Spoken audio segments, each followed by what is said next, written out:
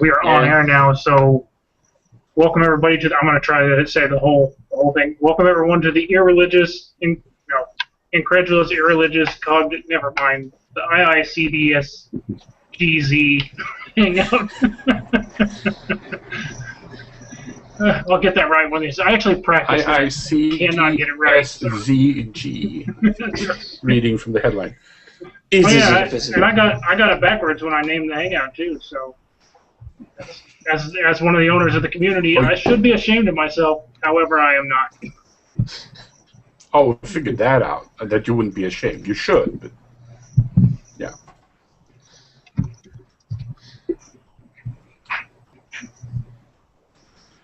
So yeah.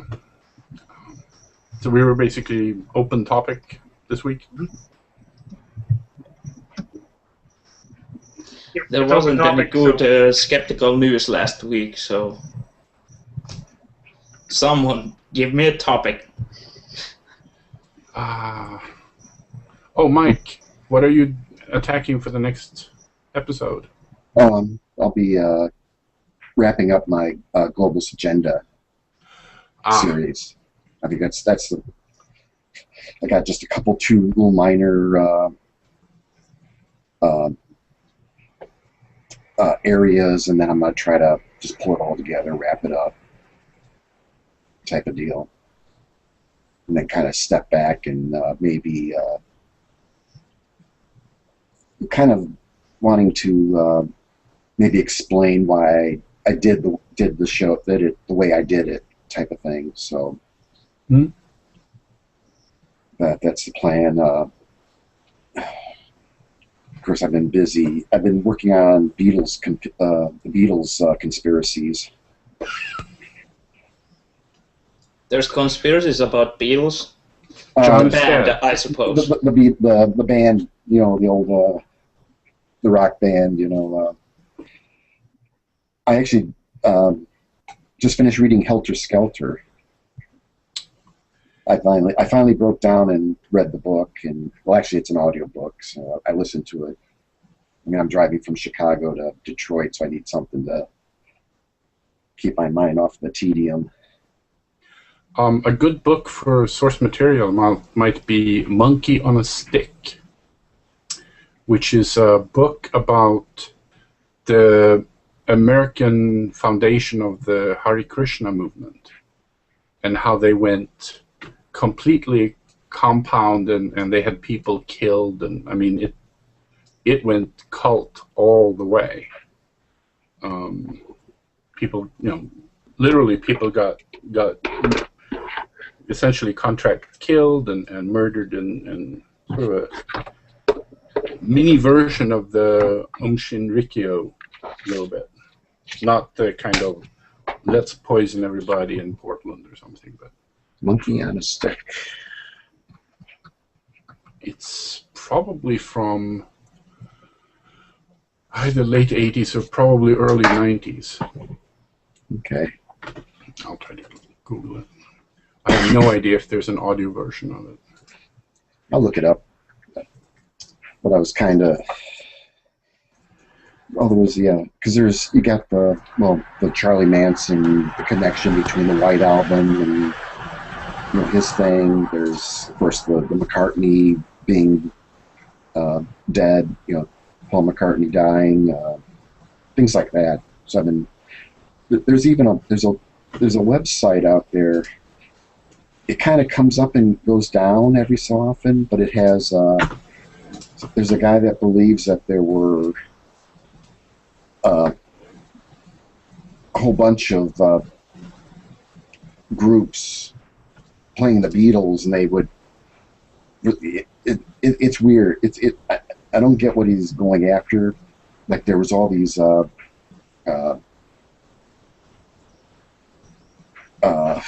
do you call them? Like I don't know if it was like a decoys or whatever, but he was like he couldn't. This guy doesn't seem to understand. He seems to think that. Because they were playing in England, I think they were playing in London like one day, and the next thing they were playing in Berlin. Yeah. And he seems to think that these were two separate bands.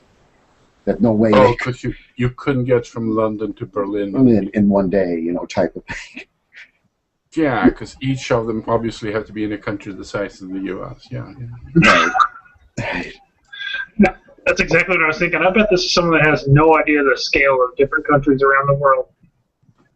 Yeah. That, and probably, jet flight. I mean, the concept of, Yeah, I had a girlfriend a long time ago, and she followed me to Sweden, and she commented that it was her first time abroad. And I said, no, but you've been to Canada. And she said, it doesn't count. They're next to each other. So there's some to it. I mean, and it's not like you instantly notice you've crossed the border, It's sort of gradual. There's actually a movie about Paul McCartney. I linked it in the chat. Okay. That's supposed to be a mockumentary, though. So it's not a true conspiracy, but okay. I've heard of this one. I gotta check this one out.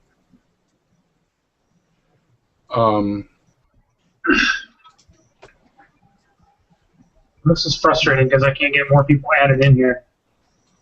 Oh, damn you, Google. How dare your free service not work how I want it to.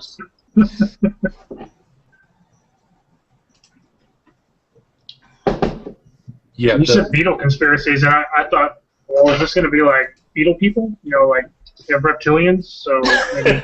No. Well, the original, the real.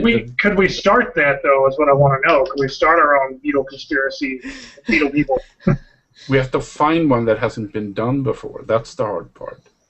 Yeah, I'm pretty sure that there's at least one conspiracy theory concerning beetles, like actual beetles. I was thinking, do you have to be original if you could just do it better, maybe? Well, I mean, I give you a link there to the Ruddles.org. Yeah, I've seen that one. Yeah, I mean, do you know that George Harrison is the one who financed it? Yeah. Yeah. Okay. He also financed Life of Brian. Yeah. But in the Ruddles film, he's actually in there. He does a cameo. There's a part there where they're being interviewed about they started Apple Records. I don't remember what they called it, if they called it Lemon or something. But they're talking about the reporter is interviewing one of the Ruddles and asking him if it's true that people are stealing stuff from Apple Records and carrying away things and so on. And the reporter is George Harrison. And one of the Ruddles is responding. And of course, behind you, you see all these people carrying loose stuff out of the headquarters of this record company. And the last thing you see them carry out is the kitchen sink. So it's definitely, and there's so many inside Beatles jokes made in that one. Bianca Jagger, Mike Jagger are in there, and it's... Mike Jagger is talking about how the Ruddles wrote a lot of their best hits for them because they weren't smart enough to do it themselves. Stuff like that. And then, of course, there's the music, which is all Eric Idle. Well-known songs like Piggy in the Middle and stuff like that. Right. Who is it that's popping up momentarily? Rachel D was trying to join. Oh. That's good, though. It means I got my invitation finally posted to everybody else. So. Yeah, they're showing up in the chat stream. That's good. Yeah, just like momentarily. Yeah. We'll get all this ironed out about the time we get sick of doing it. Yeah. So you guys see Elizabeth posted that flowchart for choosing your religion. I got a kick out of that. Yes, and as usual, I nitpicked all over it.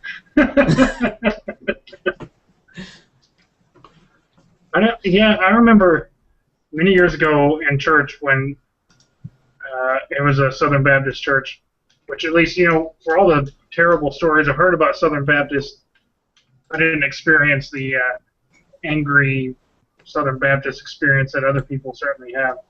But I remember thinking there was this really loose explanation of how there's like a three-part entity that's one entity, and you pray to God, but God's three parts, that's really just one thing. And I was like, yeah, it doesn't really jive with me. It's like, if they're three separate entities, then they're three separate entities, and that's, yeah.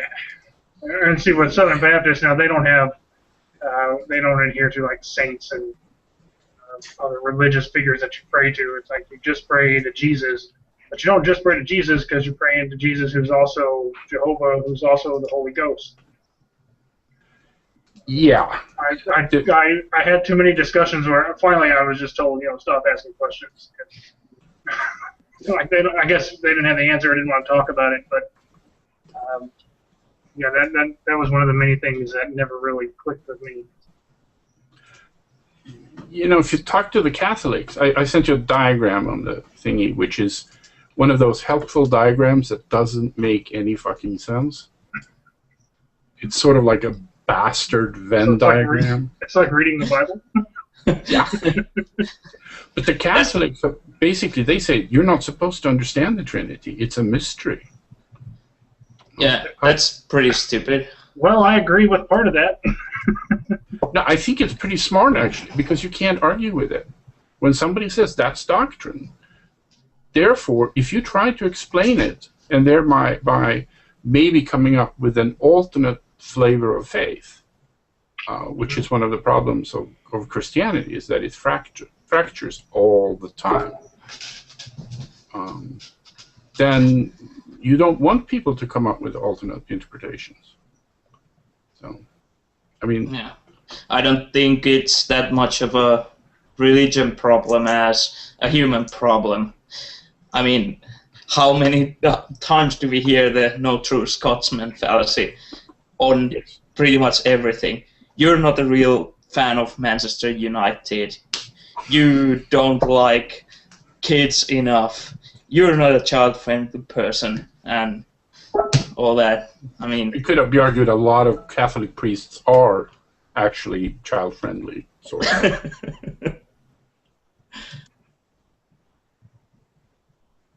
But yeah, it's just that people tend to find their own cliques inside cliques, and then you'll get more cliques, and eventually you'll have a huge group that is fractured like Christianity.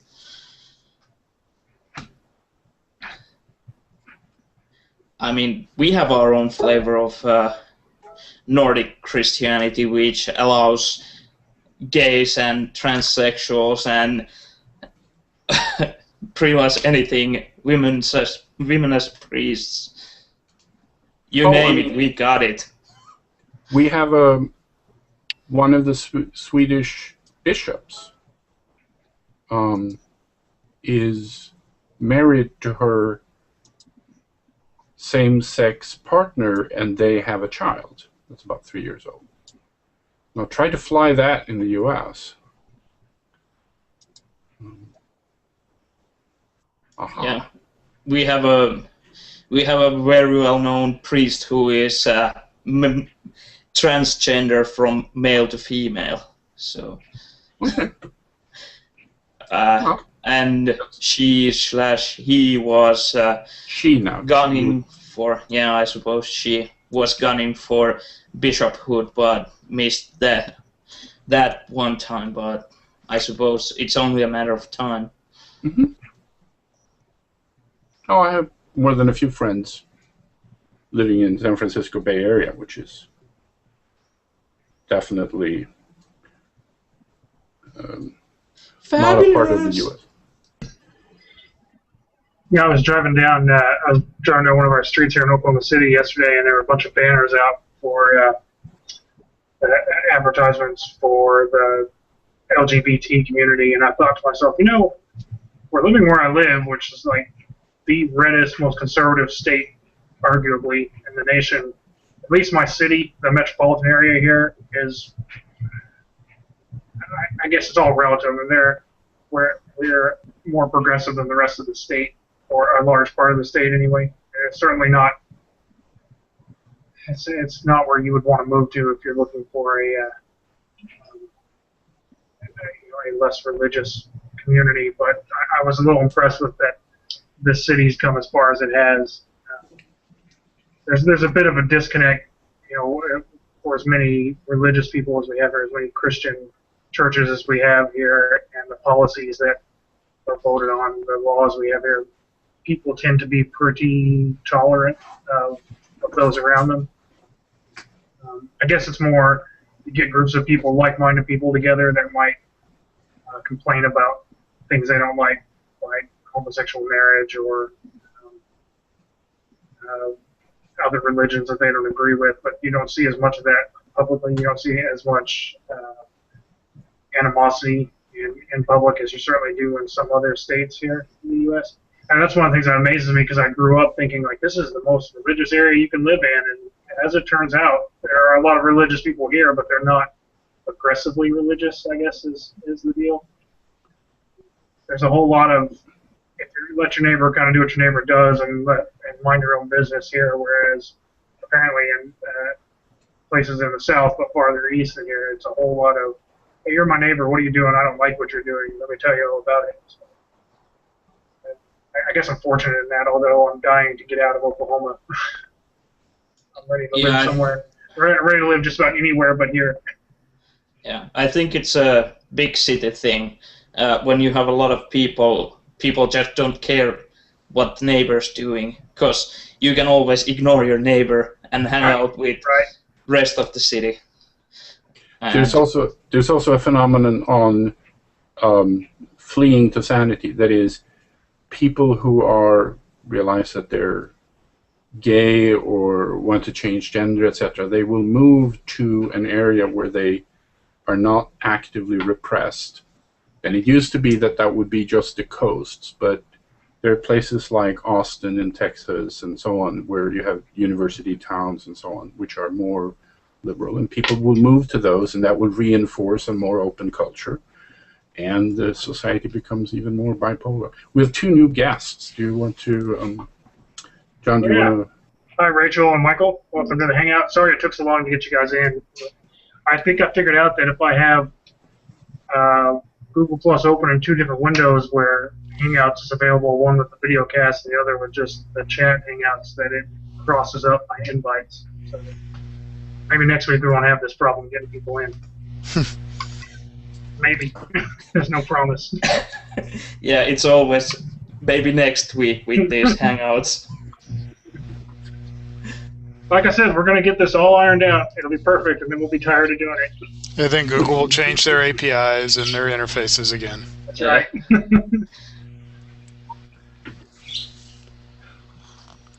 Rachel, do you want to? Don't have any wisdom or complaints to throw in for the hell of it? Do you hear us, Rachel? Do you hear us? Wave if you hear.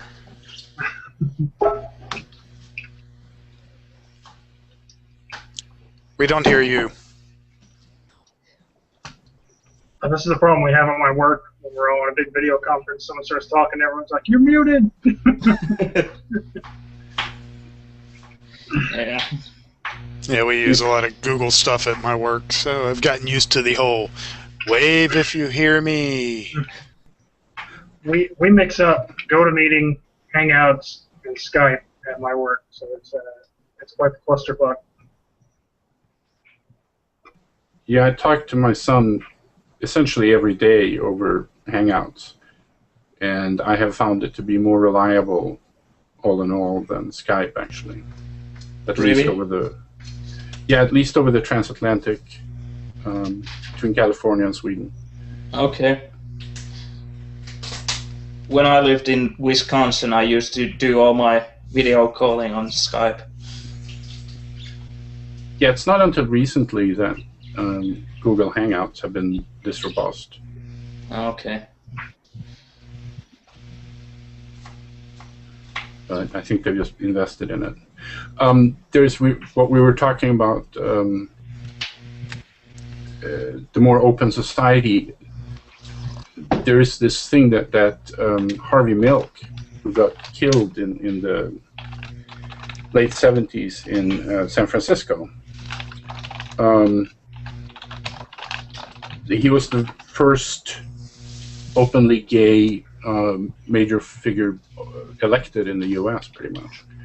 Mm-hmm. And he said that it was important that people who were gay and that they were open about it, that they went out in society and were active, showed themselves, because the more friends people knew who were gay, the more they would consider it normal, and the faster acceptance would spread. And I would say that he was spot on. I mean, that was... it changed, even in San Francisco Bay Area. You might know some local friends that were gay, or at least somewhat openly gay, but it wasn't that common. And now it's just, so what? You look human to me, so, and humans are gay, so some of them. So what? I mean, it's not a new or distinct thing. Right. Yeah, much to my parents' credit, when I was a child, I didn't know that. You know, I had two next door neighbors. There was a gay couple lived next door to me. I didn't know anything was odd about that, especially here in Oklahoma at the time. It was a very small gay community, and I had friends of all different races, and I didn't know there was anything. I didn't know any kind of separation between myself and other people existed till I got older, and hear other people talk about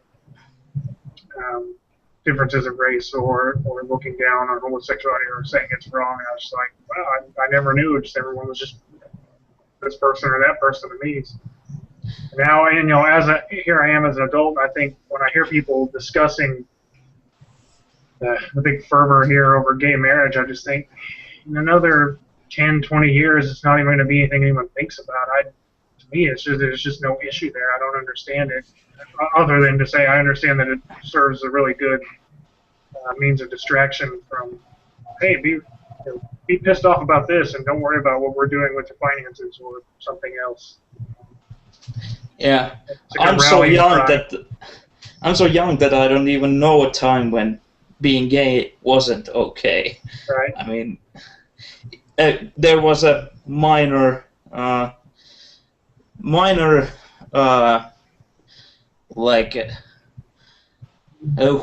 with I think it was Ally McBeal or something during the 90s when they had first lesbian couple in Finnish TV, but I don't remember a time when it wasn't okay in Finland to be gay, and we're still fighting for marriage equality, so it's only a matter of time, basically. I can remember when interracial couples were a big deal on TV back in the day, but I'm old and I'm in the South, so. Star Trek, Captain, Kirk kissed Uhura. Wow. That was a big deal. Yeah, that was... Well, what was it just very recently that Alabama authorized interracial marriage officially? I mean, it hadn't been enforced, but it was still on the books. Yeah, there's all sorts of legacy laws in the South like that. I have met people in a small town in Mississippi that I remember after talking with them for a couple of hours and listening to this group of people discussing, I thought, wow, I thought this kind of mindset was gone. I didn't have much to say. I was just like, not once you get out of the urban areas. Man, you are not kidding. See, I grew up in Sweden, which is, when I grew up, which was 60s, 70s, it was monocultural. I mean, it was really monocultural. I mean, everybody was a white Swede, There were some few friends who weren't born in Sweden, our family had a lot of friends who weren't, but they were mostly Ashkenazi Jews who had fled here after the war, that kind of stuff. But they were still, exotic. And then I worked for IBM, and I got sent to assignment for 10 months when I was like 19 to Raleigh, North Carolina. Sorry. Whoa. Yeah. What's so funny about Raleigh? Raleigh's a pretty progressive place, actually. Raleigh-Durham area. Compared to North Carolina. Oh, yeah. Compared to the Deep Sweden? South. It's Compared all to relative. Yeah, I mean, it was like... Let's say I'm from Georgia, so I got my own perspectives. Yeah, okay. I'm not laughing at you. I'm just laughing at No, I get it. You can laugh at me if you want to. It won't bother me. No, because one of the first days I was there, my boss commented he had gotten a phone call, a wrong number in the middle of the night. And he said it was so weird because here was this obviously not white woman calling him. And I'm going, how can you tell the color of a person on the voice? And then after a couple of weeks, I understood that, oh yeah, okay, no, I understand now. It's not 100%, but there is certainly a correlation between a certain culture and a mode of speech. And that's still true today. Which is like when someone gets off the phone with me, they would say, wow, some nerd just called me. Damn nerds. 1977 in Raleigh, North Carolina, you could tell. I don't think there was any ambiguity. But then I started working in California at Apple. And I just fell in love with the place because it was unlike Sweden and unlike, North Carolina scarred me a little bit. No, seriously, it was tough being so phobic about everything. But the Bay Area was fantastic. I mean, you met people of all colors and creeds, and there was a mix, and there were restaurants of all kinds, and you could have people and friends, and it just got better. 90s and 2000s. I mean, it's truly a mixing pot. And it's really a fantastic place to live because of that. So anyway, now I'm staying in Sweden for a bit, and Sweden is suddenly multicultural, has some of the problems that goes when you make huge social changes. But right now,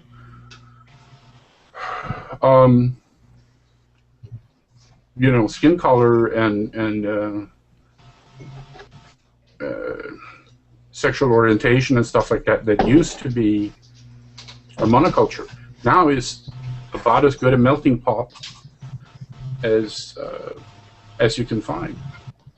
What I wonder is what will be the next big change that people push against after marriage equality, and we had racial equality as a big social acceptance of not having a religion. Oh, you think so? It's a bigger deal than you think. Is it a bigger deal everywhere, though? It is down here. Right. Here in the U.S., it can be. And, my experience, like I said, here in Oklahoma City, it's not that big of a deal. So, but certainly, I can imagine in smaller towns it would be. But what about internationally? I mean, is it? Well, Sweden, it doesn't matter. I have the impression that in European countries, it's not that big of a deal anyway. How about in the Middle East? In Finland, it's okay. It's just okay. No one is going to punch you for saying, yeah, I'm an atheist. Because I suppose pretty much everyone is passively atheist, even though they belong to the Finnish Lutheran Church. So it's like something like 80% of Finns belong to the church, but I mean, you can't tell a Finnish semi-religious person from an atheist. It's just, there's no dogma involved. The Finnish Lutheran Church, when I was born, you entered the Swedish Lutheran Church by being born. and you had to exit if you wanted to join some other church or not belong to a church. But that stopped in the early 80s in Sweden. So how is it in Finland? Yeah, most people are baptized into the church by their parents, but it's not mandatory. You can just have your child not be in the church. But for the most part, people baptize children just to get the benefits of childcare and things like that. The church provides some nice benefits for families with children. So most people just use the church for the 16, 18 years that the child might need something from the church, and then most young people just make the notification that, yeah, I don't want to be part of this anymore. And that has been a huge problem for the church, because they need the tax money to actually pay for the services they provide. I was just going to say, that doesn't sound like a very sustainable model then, if the progression is now and more younger people move away from it, then in time it's just going to phase itself out, I think.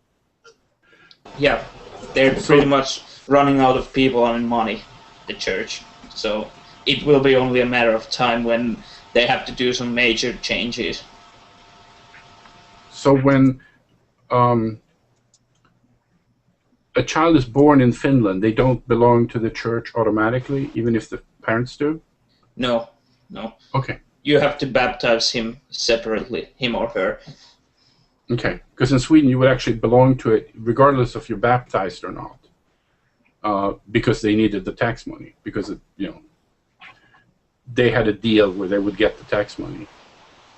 Yeah, it's like something like 1.5% of your paycheck goes to the church if you belong to the church, but you can skip it by being non-religious / atheist / whatever. Only two churches, the Orthodox, like Roman Orthodox, I think it's called, church can collect taxes, and the Finnish Lutheran Church. Other churches have to basically take joining fees or something to pay their things with. Teasing, yeah. Yeah. Are the Western Europe countries like the United States, where there are a lot of people who are members of the YMCA and the JCC, but they're really atheists? They just join those facilities because that's where the pool and gym are and where the kids go to summer camp? Until you said that, I forgot that the YMCA was a religious organization. That would be what the C means. Okay. That's right, that is. And I want you to walk me back in peace when you're done with your... Okay. Well, this runs for another half an hour, okay? Here, can you kiss me? Okay. Why don't you play Wii? Huh? I want to eat the baby. It's just fellow atheist, yes. Why don't you watch Lois and Clark? I watched it. I heard some interview from the American Atheist Convention. It says somebody asked, "So how was the baby buffet?" I bet Fox News is watching this right now, and they're just going to cut out the part where I say, "I want to eat the baby." No, they're going to take the whole broadcast around that phrase. Okay, so I can only talk about Sweden because it's different even in the Nordic countries. It's different. And Great Britain and France, Belgium and government is a special case anyway. But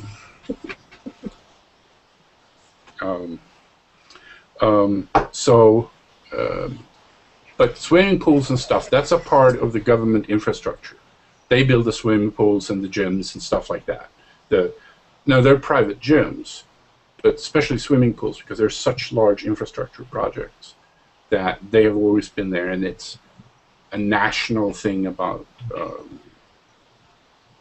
learning to swim and so on. Sweden is just like Finland. There's lots of water and it's very sweaty there. So it's important for you to swim. Yeah, it's the same in Finland.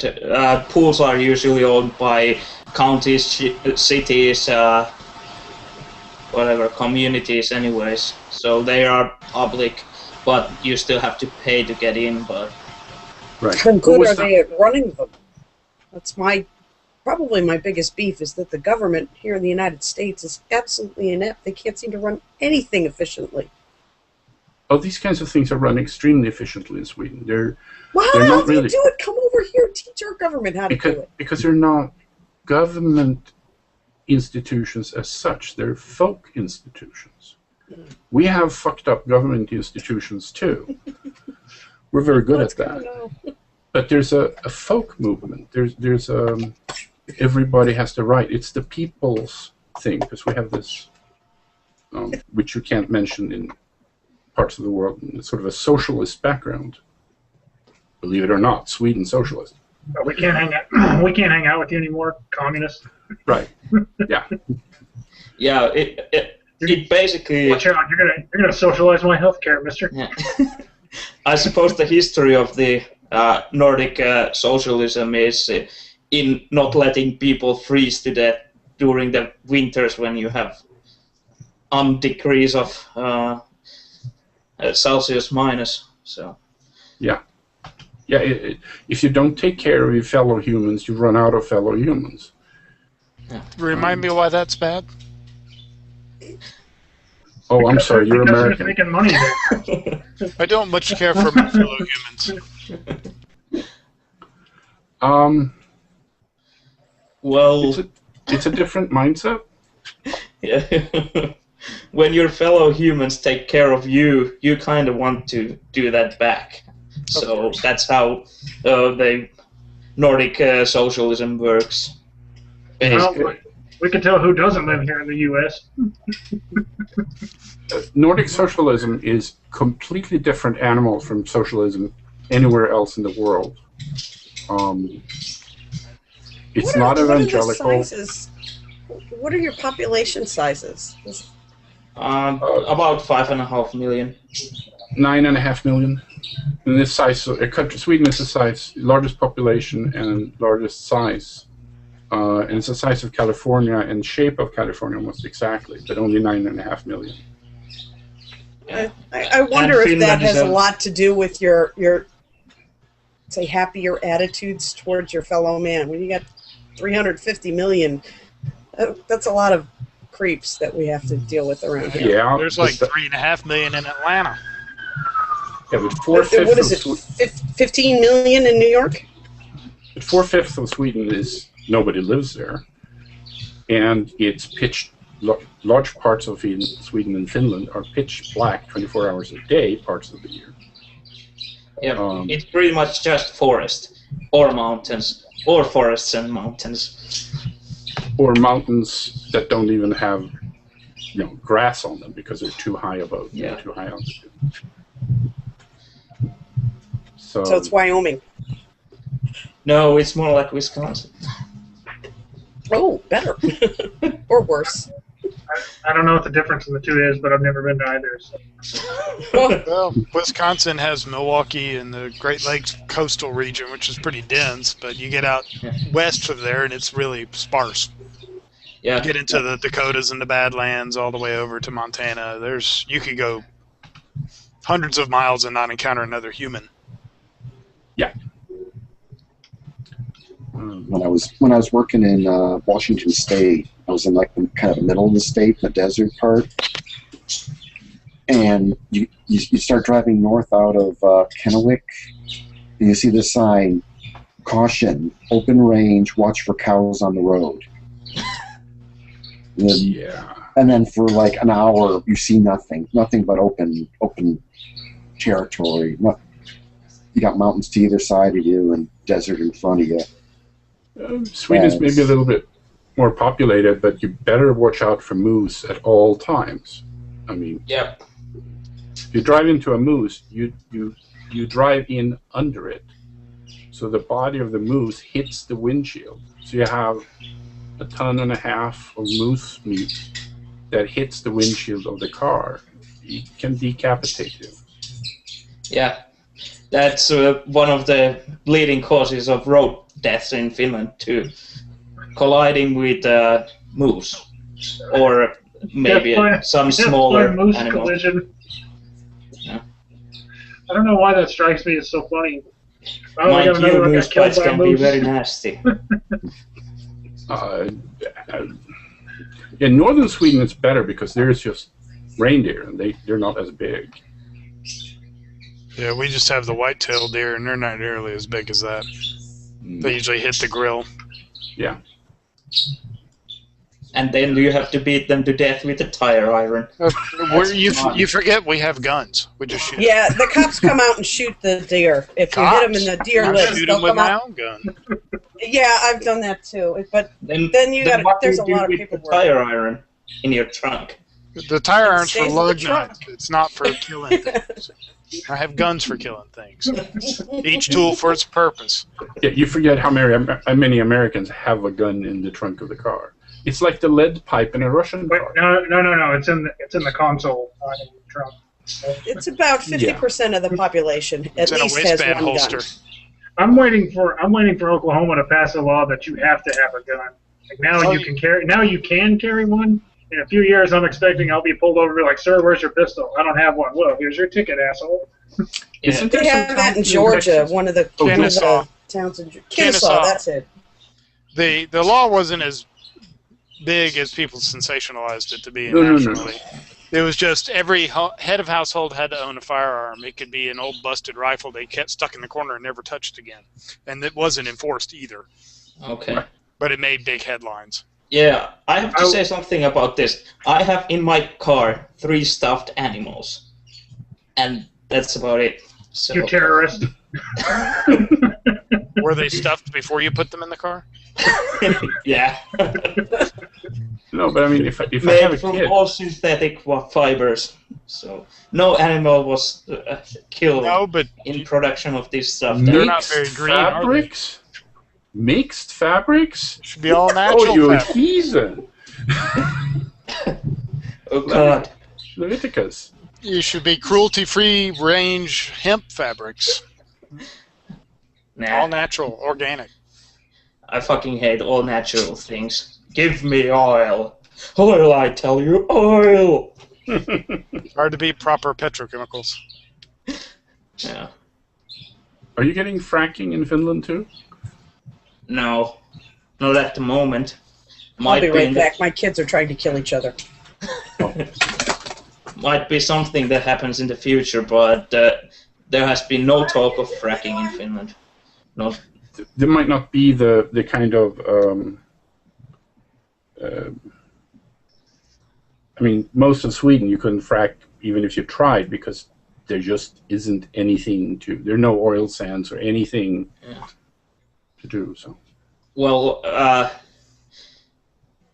Finland is so close to the Earth's like I think it's called like crust, actual bedrock. Yeah. So that there's not much material on the bedrock in Finland. So it's mostly multinationals are actually trying to find uranium here because they suppose there should be a lot of uranium deposits here. So uranium is a big deal here, but I don't think they've actually found any, but they are searching and paying good money to search, like prospect uranium. Yeah, we have a threat of somebody finding gold where our summer place is because it's copper and ore and minerals and stuff like that. And if we do, we're just screwed. They're just going to dig up everything. Just look at the city Gällivare Malmberget up in northern Sweden, which they're moving it yet another time now because the mine expands and the city has to move and they used to pick up the whole city and move it.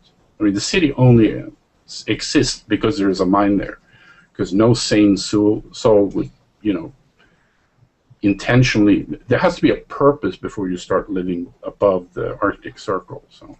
Yeah, I think Finland is the biggest producer of gold in the European Union.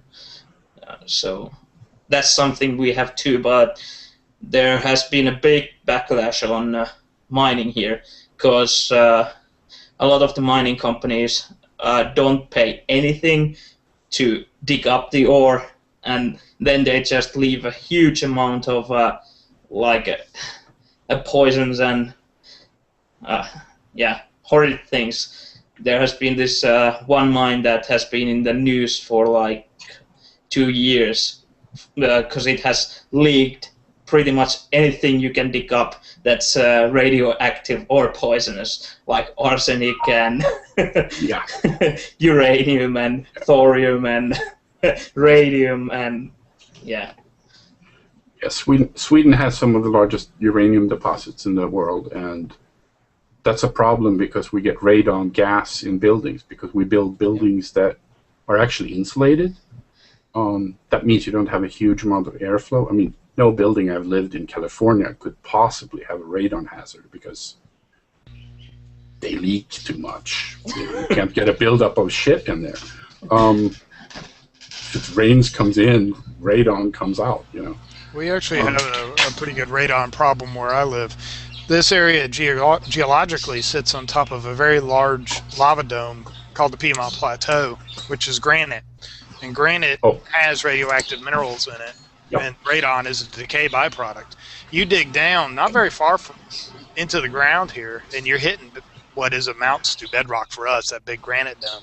So most places that have a basement will end up getting radon seepage if they've gone down deep enough to hit the granite. Yep. That's definitely how it's here. Granite and in that pockets of radium, and that leaks because it's a gas, for those who might not know.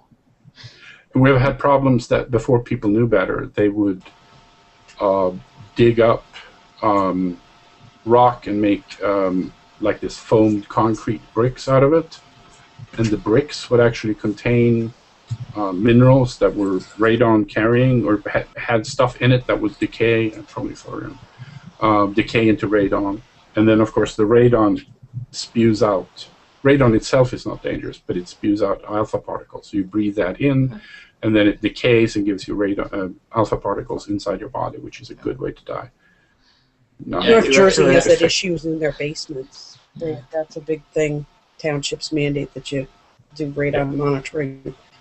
And so Rachel, how many kids do you have Jersey. now? How many kids do you have now? How many survive? Yeah. No, I mean you. I still have 2. Oh. They were fighting over cereal. Really important fight. I was going to suggest lock them in a room and call it the Thunderdome. No, here's my answer right there. See? Do child enter? That's right. So. Yeah, children. Aren't you glad you had them? I cannot say I had that experience.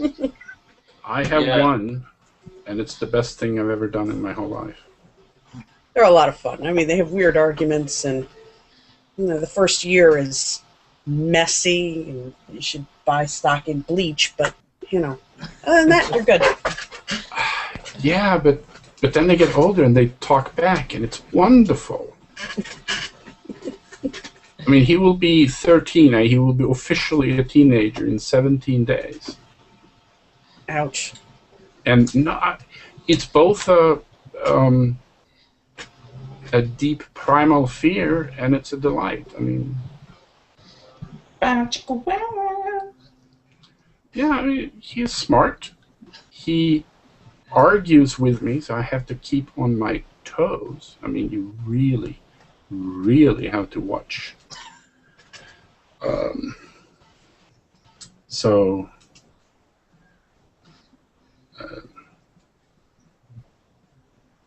Oh, I see. I think, John, I see I just had a pop-up with the other dialogue where everybody got collected who didn't respond to the video chat.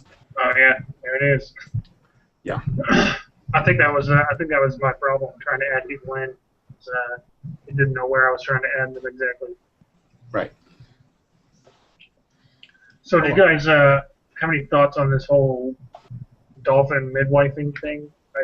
I just thought that was hilarious. It was in the last cognitive dissonance podcast, and then people Elizabeth had posted something about it. Someone had posted something about it. As someone who gave birth in a bathtub, I don't recommend it.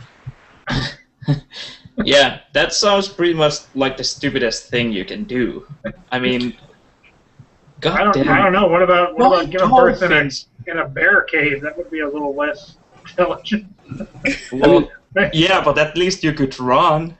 That's true. And you won't drown in the cave, presumably.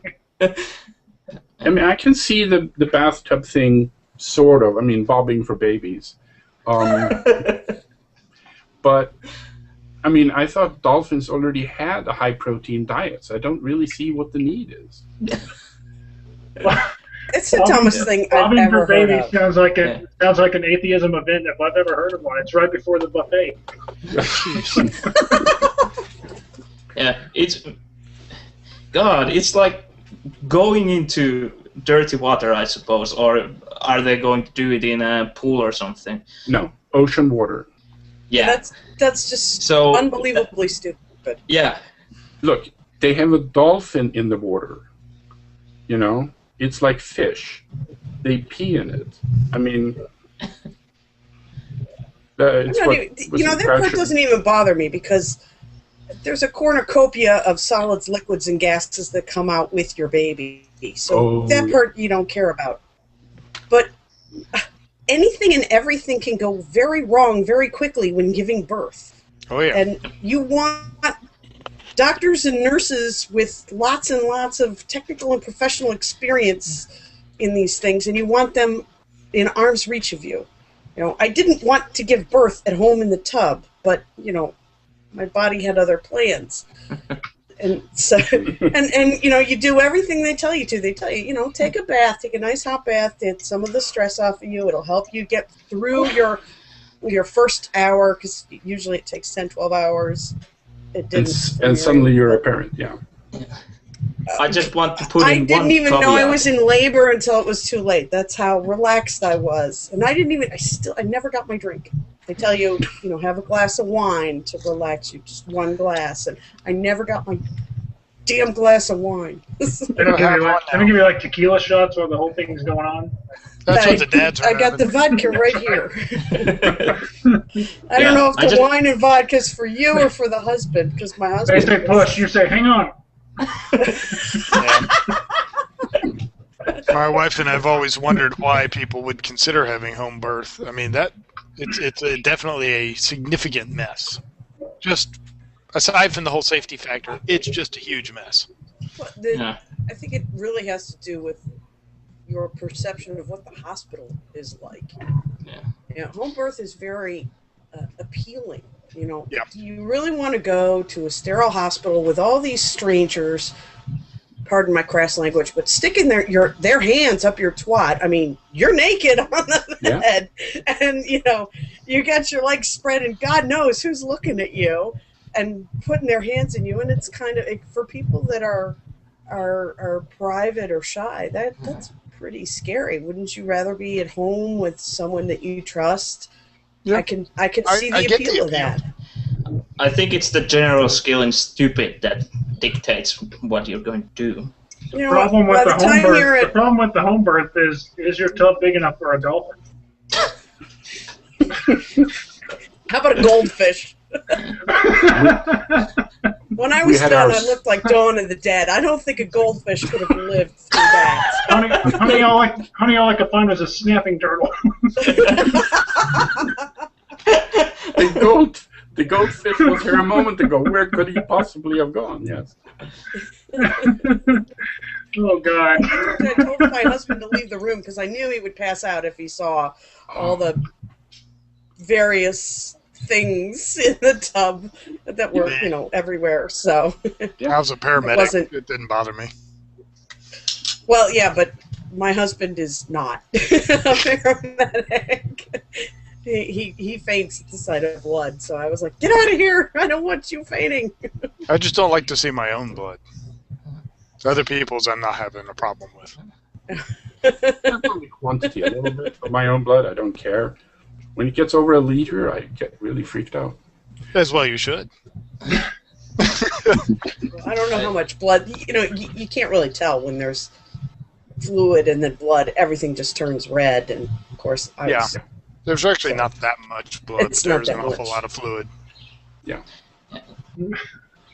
I only we had, consider the dolphin from that Keanu Reeves movie, Johnny Mnemonic or something. Mnemonic. John and Yeah, I might consider that dolphin as a midwife, but he Well, was but then you pretty nasty dude. Then you have the problem of all the electronics in the water. Well, apparently they already solved that problem because the dolphin was in the water. Yeah, Yeah. but do you want to trust putting your kid in that same water? Well, I guess if you're going to already have a dolphin in there, why not throw some? water ain't that great of a conductor. It's only better than air. Yeah, but when Depends you on add what's dissolved in it. when you add blood and salts and all kinds of other stuff, then suddenly it is a pretty good conductor. That's why they make potting compound. So we've concluded that you can throw a dolphin in a toaster in a tub and have a baby. sushi. We are saving the world, folks. yeah, One dolphin overpopulation and such. One horrible image at a time. No, Do I have to put a disclaimer on this now? I'm not sure. I don't know how What are that you works. going to disclaim? if Well, they you know, get like this, don't take our advice on anything ever. well, yeah, but I That's think that was a pretty obvious. self-correcting problem. people have been. Mike is the only one with his name actually up on the screen, so we're blaming him. Okay. I like that there's more than one Mike. That way I can sort of dodge it. No, it wasn't me. It was the other Mike. Yeah. It's the ambiguous Mike. Oh no. Yeah, Well, except I get blamed for everything, so what the heck, you know? I'll when take you it. talk, the Google Talk is nice enough to change the focus to you. Right. Yeah. Eh, Apparently, if you I learned a long time ago, if you click on one image, if you have multiple people in here, I have no idea how to get it back to switching between people. So Click it on it again. I don't trust it. Just click on it again. I'm just not doing it. Okay. no way, dude. You're not Yeah, fooling it me. definitely works that way. Click Not following once that. to lock. Click again to unlock. Yeah. No, when my son was born, he was born in a hospital, but it was one of those where the room was actually looked like a large hotel room. It looked perfectly normal until the last 15 minutes or 20 minutes. He got stuck, so it took a little bit longer. Then suddenly they pressed buttons and the lights folded out of the ceiling. It was like a Bond with villain's lair. The stirrups came out of the previously flat paneling on the bottom of the bed, and huge surgical light stuff came out from the ceiling and everything. So it was just, but it was very non-threatening until then. And by that It time, sounds you awesome and terrifying at the same time. Yeah, they started doing that here in the U.S. too. They have couches. It's almost like a party in the delivery room now. No, Mrs. Bond. I expect you to birth.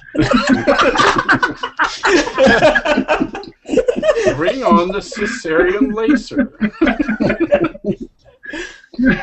So this was So in you California. could have a birth party then. It's like, I brought the... I bet it would be funny for the doctor who's going to do the delivery to come in as a gray alien when all the lights pop out. Yeah. Now, a Bond birth, that would involve not dolphins, but piranhas, right? That's how you get rid of the afterbirth. Or sea bass with lasers. Yeah. Don't forget the Shark- harpoons. Sharks with lasers. Yeah, that's it. The underwater car. With dolphins outside. Yeah. Well, that was a dead end we just wandered down. I'm surprised it took us that long to get there, to be honest with you. Yeah. I mean, it's like, what, 5 males and 1 female talking about birthing. I have no children. And I have no plans on having any, so this is a topic I know very little about. I've at least been present. I was semi-involved. Not only was I present for all of my children's births, but I've been involved in other people's births as part of my obstetrics rotation through paramedic training. Okay. Were you involved in your children's conception? Yes. Sometimes my husband jokes As that far he as wasn't I even know. involved there. He was just kind of laying there, The just timing chilling out, does just work like he out. was doing when I gave birth. Yeah. Both my parents were MDs, so they were certainly involved in my siblings, me and my siblings' delivery. None of that dad sitting passively in the waiting room. So, but So I'm looking through some of the most recent articles I've read. One of them was about the Pope and this whole atheists that live a good life. Atheists that are good people can go to heaven too. Yeah, but didn't the Vatican basically backtrack like Right. hell from the comment? Right, then somebody else is like, whoa, whoa, whoa, whoa, whoa, whoa. Yeah. It was really sad because it was pretty much the smartest thing I've ever heard a Pope say if you want to make friends. But yeah, but he got bitch slapped so hard by the Curia that, yeah. what are the odds he's going to be able to do reform? I kind of would like to know, like, is there a discussion after something like that where they sit the Pope down and be like, look, guy, we know that we tell everyone that you're God's voice on earth, but this is how it's really going to be. That's what I'm kind of wondering. It's a nice hat. Be a shame if something happened to it. Exactly. Yeah, because remember, Pope Benedict now lives in the same building, and Pope Francis' private secretary also, in the evening, he goes off and is the private secretary for ex-Pope Benedict. But that's not awkward at all. No, especially since ex-Pope Yeah, my Benedict, ex-boyfriend still lives at my place. yeah, and Pope Benedict used to be head of the Office of the Doctrine of the Faith, or whatever it's called, which used to be the Inquisition, which was the final authority. I did not expect that. Yeah, it's like if you look like Palpatine and you have a resume like that. Yeah, I mean, it wasn't just like the face looked like Palpatine; his resume did too. I have to wonder, so it's like, does he go from one place to another? It's like, what did the other one say about me? What did the new Pope say? Yeah, I'm sure that encourages open and honest discussion behind the doors. What's that phrase? It has a chilling effect. I see Lauren's here. Welcome, Lauren. Hi, Lauren. Hey guys, how's everybody? Hola.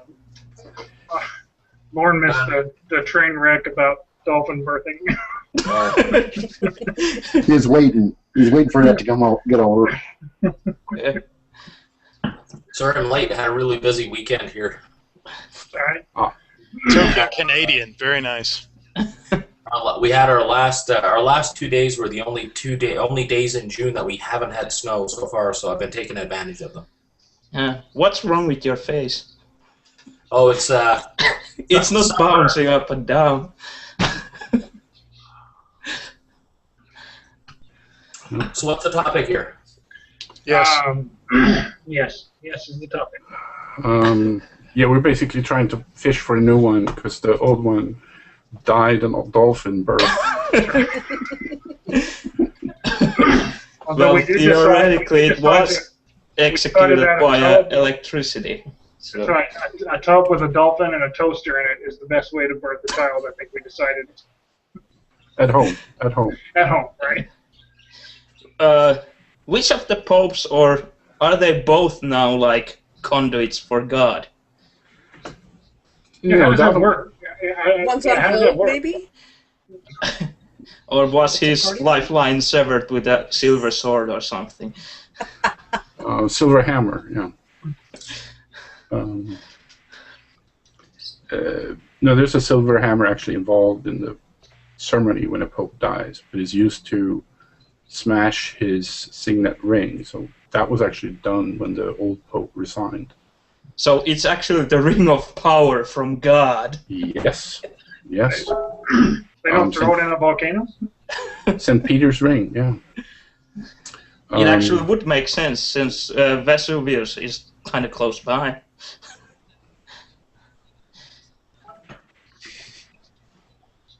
Yeah, it's So they severed his silver cord to God, and now he's just immortal like everyone else. Yeah, it's a tricky thing because the Pope is only infallible when he speaks ex cathedra, and he can only do that when he presents doctrine that has been blessed or confirmed by some kind of committee. So it's not like he can spontaneously generate new doctrine. So that even though he said that atheists go to heaven, that was just bullshit, because he doesn't have the right to say that. He's not infallible by himself. He's only infallible by committee. He was not on the infallibility clock at the time. Yeah, and he didn't have the infallibility paperwork with him. He was on volunteer time right there. What do you mean by infallible by committee? I don't. Okay. I wasn't raised Catholic, so explain I it to me like I'm a it's 6-year-old. It's got to be like speechwriters. Like a few people have to be like, okay, do we all agree that this is the infallible word of God? Oh, sure we do. Okay, then he can say it. Yeah, but the president, for example, he can go off script and say something, and that's still true. But the Pope, when he's infallible, he does it by issuing a papal bulla, a papal script or document. And that document has to be approved by a committee. And then he goes and speaks ex cathedra, which means he speaks as a conduit of God. And the moment he speaks that, the words that are on the paper, they become doctrinally true. So Pope Benedict, for example, blessed worship of Mary, for example. There was some esoteric detail that hadn't been true before. Then he said, yes, this is so. But it's not something he does by himself. It has to be, even though the Pope is at the top, the Catholic Church is very much about structure and stuff. They have had popes go nuts and go off bonkers and invent their own script, so they know how to control that. So he's just a regular old Joe Schmo when he's not speaking ex cathedra. Right. Although he can bless people. So he can personally, touching the Pope is... They have this whole... In Catholic Church, if I get it right, because this is not my religion, they have this whole thing about relics. They're primary relics. They're things that have touched, pieces of the one true cross. I remember studying that in, I forget, some art history class. Lots of reliquaries, and apparently they went a little crazy there in the High Gothic period or something. Yeah, there's the small forest stealing relics and. There's a small forest worth of pieces of the one true cross, and then you have things that things that touch saints and so on. There's a whole very elaborate hierarchy. So if you take an amulet to Jerusalem and then bring it home, it has some kind of relic status. It has some kind of, and if the Pope touches something, then that has some form of relic status and can bring you closer to whatever, the one God or the three one gods. Does that also up the amulet's resale value? Yes. So it's basically a 3-in-1 deal. I bet you can go on eBay and they don't let you do a blessing as such on eBay. You can't sell a spell on eBay, but I think you can sell an object that has something like that associated with it. But I suppose you can. They had problems with refunds for spells cast and stuff. Yeah, you can't really prove that you didn't get your spell. Right. If it's just non-corporeal spell. Right. When you buy the amulet, you buy an amulet, and it's between you and the sellers. You claim that some pope has fondled it. So it's. I'm trying to remember. There was a. Oh. God, what was it? It was a Roman. I don't know if it was shoot. But it was like in like 300 or 300 AD. She went to the Holy Land to find all the relics, the the cross. You're talking. This is Constantine's mother, who goes to the Holy Land about 320 or something like that. Yeah, something like that. Yeah. AD. Or yeah, because she went there. She tortured a whole bunch of people to find these. The cross. And of course brought enough. And of course they chopped it up and then distributed them, sold them, or whatever. Yeah, they go to the. Rachel, you were talking about this is very important in art in the Middle Ages because a lot of the art around churches and so on gets focused on these depositories for relics and so on. I don't know. It was a freshman class. I had to take it for an elective. It was easy. It fit into my schedule, and okay. They had the four Gospels, right? One's the man/lion, one's an eagle or something. From each of the four Gospels has some kind of a there's a creature symbol associated with it. I don't remember. Remember the mandorla? I know fuck all about Catholicism. Yeah, well, I mean, there are not too many Catholics in Finland. It used to be a Catholic country. Yeah, because you brought it here. Dirty Swedes. Yeah. We used to have awesome gods, and then you brought us this dull 3-in-1 deal. Yeah, well, there was all these people coming up from, Germanic something or another came up and ruined our life, so of course we had to ruin yours. I mean, hey, if you think that's dull, at least you got the Trinity and a bunch of saints. Get like the religions here in Oklahoma is mostly Southern Baptist or something similar, where it's just that one God. There's nothing exciting about it. Yeah, Catholicism is basically pantheistic, since there are basically mini-gods that are saints. So it's not really a monotheistic religion at all. Because you can request miracles from the saints too. Erno, how do you explain that your flag is a cross? Yeah. Oh, snap. The Swedish one is supposed to be like the sun against the blue sky. I have no idea the blue against the white, but my guess is the white is snow. Yeah, I know fuck all about the flag of Finland. Not my area of expertise, heraldry or whatever it's called. I've seen the Fun with Flags episode from The Big Bang Theory. Does that count? Yeah, that counts. That's as far as my knowledge about flags go. Yeah, I don't remember much of Sweden converting Finland other than the sort of highlight that you had a choice. My understanding was you could die before you were converted, or you could die after you were converted, and it sort of involved a sword and a bunch of strong burly guys. Yeah. I should point out Were they that cute for burly guys? some reason my wife is watching a show on TV that's talking about cosmic chemical abundances and how it relates to possible supernova activity in sun-like stars. What's Very a cosmic chemical abundance?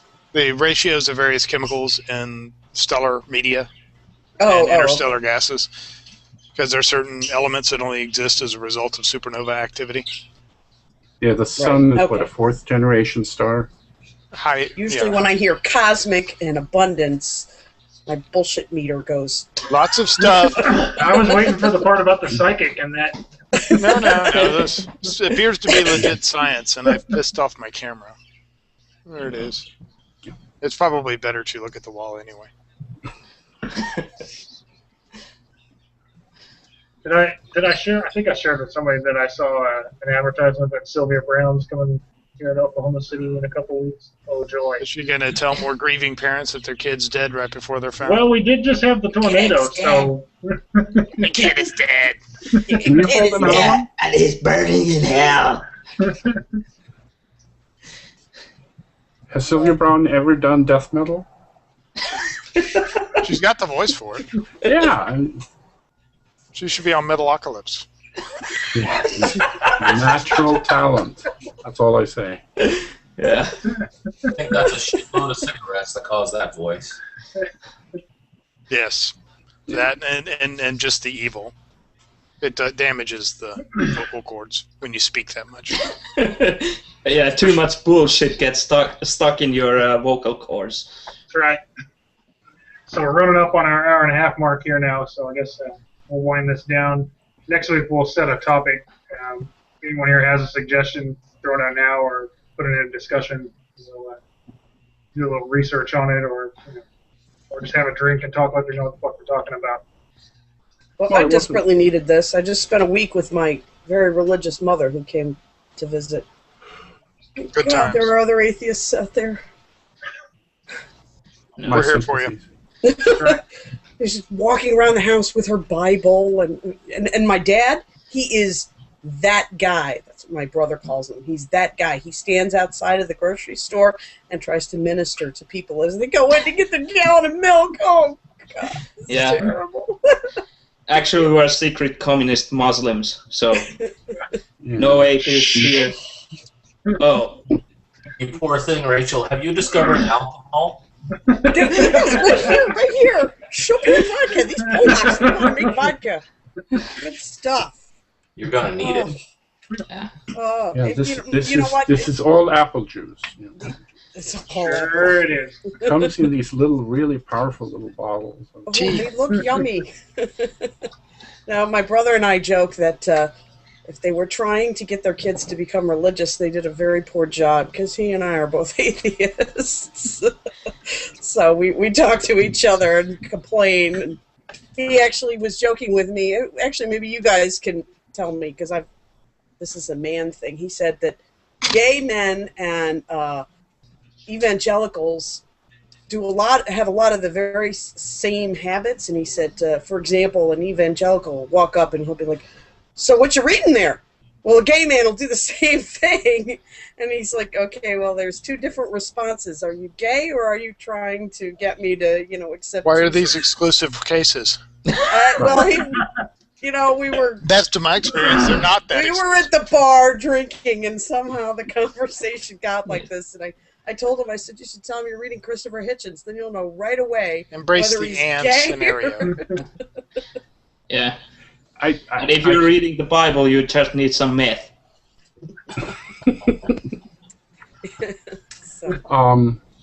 But as my understanding, again, I never got the part about religion, but my understanding from listening to a lot of people who have talked about the evangelical going out and being, missionary and preaching to others and trying to do the conversion and stuff, is that there's this urge to save other people, because if you don't save them, they're going to go to hell. So it's your responsibility to stand outside the supermarket and try to convert them. It doesn't matter how awkward or it makes you feel and what people think about you, because you're doing it for them. And it's just really weird position where people are doing something that nobody involved wants to be there. And maybe they can talk themselves into a mindset where it feels at least reasonable, but I don't think you get this naturally. But it's a deep, you're worried about other people. It comes from a caring position, but... Yeah, do you have to care about me that much? I actually have begun to debate. My kids are 6 and 8. And so I don't say anything, and I'm not out to my family, because they're going to disown me. I mean, if they're evangelicals and they're standing in front of the grocery store, they're going to disown me. And that part I don't care about. But my kids really love their grandparents, and they just love spending time with them. They love being with them, and so I bite my tongue, and I bit my tongue a lot this week. My mom started telling me how she was reading in, was it World Magazine? I don't know. It's one of her Jesus magazines about how it takes more faith to be an atheist than it does to be a Christian. I just about vomited in my drink. I mean, it was terrible. what do you say? So I'm just sitting there going, and I'm thinking, when do I come out to these guys so I can just stop? I'm going to have to wait till my kids are older, but how long do I have to wait? I could, at least in that situation, I could engage that conversation because I would be curious to know exactly how that is. Well, why is it that it takes more faith for an atheist? First, you need to agree upon a definition of faith. Well, there's because it does mean more than one thing. You kind of have to have faith in yourself and faith in humanity to actually accept atheism. That's the trust definition of faith, as opposed to the belief without evidence definition of faith. Yeah. But I have faith that sun will rise tomorrow, but that's backed up with ages of evidence and good science. It's trust. You trust that the sun comes up tomorrow. Exactly, but to be an atheist without faith, with faith in the sense of evidence without belief, or belief without evidence, what belief or what evidence are we lacking that there isn't a God? Well, I guess the same evidence that they have that there is a God. Well, as my grandmother would tell you, you obviously haven't read the Bible enough, sir. Which Bible? I can't have that. I can have that discussion with people other than my parents. But with my parents, there's too much of an emotional attachment. There's 43 years of connection there, and so I keep biting my tongue because I don't trust myself to be able to stay calm and speak rationally for a long enough period of time to get those answers out of her. I could do that with, Joey Bag of Donuts on the street trying to give me a Bible, but I can't do that with my parents. There's just too much. There's too much emotional attachment. In my opinion, so I don't do it. It's best not to stir up crap with your parents and just sort of roll with it for family happiness and. Exactly. That's me. Exactly. That's why I'm still biting my tongue. But what you can do in the meantime, I have no idea how easy it will be, but is to expose your children to a wider spectrum of beliefs and attitudes. You can tell them about, read them some Greek mythology. That's really good insurance. And, who can argue against the classical education? Yeah. I have been doing that. They know. Actually, they asked if we could celebrate Christmas this year, and I said, yeah, sure. And they wanted to know how come everybody else believed in Santa, and I told them that it was a fun story, and they should let other people decide whether or not they wanted to tell their kids if it was a story or not. But we decided not to tell them that Santa was real. Right. And. We did tell them it's a fun story, and a lot of parents get a lot of enjoyment, and their kids get a lot of enjoyment out of knowing or making them believe that Santa's real. But we would never lie to them. We're going to tell them that we don't know all the answers, and it seems to be working so far. We kind of took the more mainstream approach and celebrated Christmas at the Santa thing, but I saw it not so much as a religious context, but as a cultural context. Yeah. It's part of our culture, whether or not you go to church. Right. So. We celebrated Christmas. We celebrate Christmas, but it's it's the Swedish. There's probably a Christ smuggled in there somewhere, but it's mostly stuff that Swedes have been celebrating for 1,200 years or so. A lot of the things are pretty basic. You bring something green into the house. You have a big family feast based on food that has been accumulated during the year. This is the midwinter. Suddenly it's going to get lighter again. You celebrate the lifting of the darkness. That stuff. But the other thing you can do probably with the kids is not only the Greek stories, maybe African mythos. There's lots of good old juicy Russian stuff. It's really dark, but it's Japanese and the Chinese mythos. The Japanese stuff can be pretty dark too. Yes, Japanese sex pillows, my favorite. Yeah, but if you look at it's slaughtering a man on a cross is not dark. But it's just throw that out there. It got better. Always looking on the bright side of life, are you? Yeah. Sorry. But that, and the other one is if you have, I have no idea, but if you have friends, Jewish friends or anything like that, and you can be, you can talk to them about inviting your I was children. Jewish. We still used to do Hanukkah, just so we could, give them gifts in December, because everybody else is getting gifts in December. Okay. So that's another. It's an Abrahamic religion, so maybe if you have some friends that celebrate Passover, I find the Seder to be a very interesting experience because it's a different take on the same basic thing. So you see suddenly that it's not doctrinal. It's here's different interpretations of the same thing, and depends on how dogmatic your parents are, but some of those things, you can view it as a respectful of other people's culture and seeing things in a different context and it's probably a good time to do it because they're old enough you can talk it through with them without talking about an atheist or anything like that message, but just as you're going to move out in the world and you're going to encounter people of different beliefs, and you need to understand. We know how I feel on this issue. If my feelings aren't clear on this issue, then I don't know how to make them more clear. That's cute. Does that hold up your halo? So Lauren is also ready for bobbing for babies.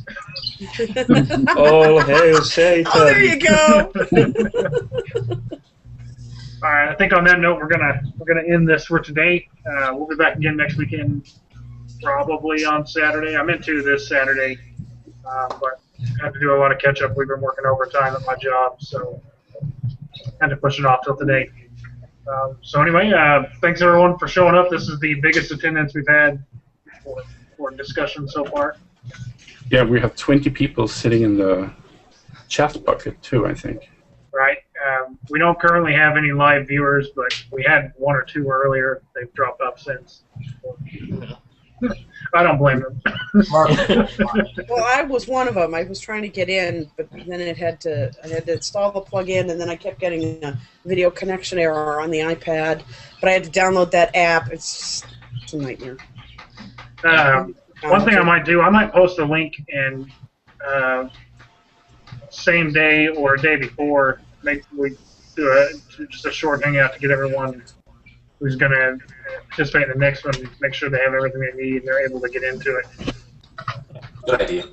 Well, like I said, let's get a topic together for next week. So if you have any ideas, throw them in a discussion. We'll figure it out. I think we should talk about toasters and dolphins. Just saying. You keep that as a backup topic if we ever run dry. There's toasters, dolphins. I'm going to put that on the list just because. and silly Google plugins that adds things to our heads. That's right. All right, everybody. Have a good week, and we'll talk to you next weekend. It was Au revoir. Bye. Bye-bye.